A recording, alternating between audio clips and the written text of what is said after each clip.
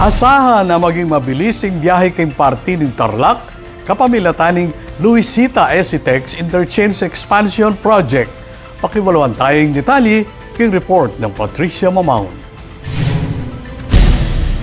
Asahan na apabilising biyahe papunta at iba't karayng manimunang economic zone king Central Luzon, king pamanyundo ning Luisita Esitex Interchange Expansion Project, king probinsya na ning Tarlac.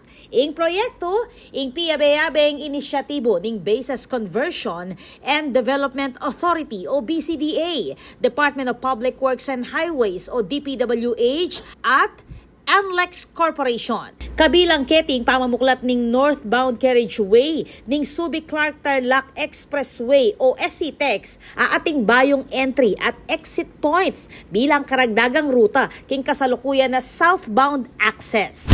Diba, marami rin tayong mga farmers and small, medium, and micro entrepreneurs based in this area na mapapadali ang kanilang travel to northbound para sa kanilang pagmamarket and pagpasok. Especially this area will, in a few years, will be, I think this might be the central business district of not only the province but of Central Luzon.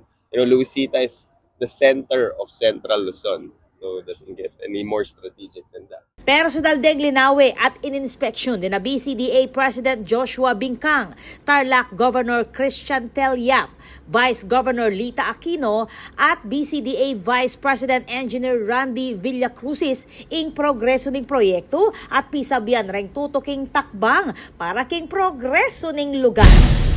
To speed up more economic activities and economic benefits, no? Para sa motorista, no, it will save them on travel time. No? Siyempre, pag nakatipid ka sa travel time, mas magiginawaan din yung mga sakyan, less wear and tear. So that's immediate impact on the motorist, the public. But on the businesses, of course, the accessibility ng area is further enhanced. Party 80 king mas malawak ka plano ning BCDA na isulong ing infrastruktura para king masalese pulay ning transportasyon, kalakal at investment king Region 3. Ako po, Patricia Mamangon para king News Force Pampanga. Balitang tutuking balen, susuyo.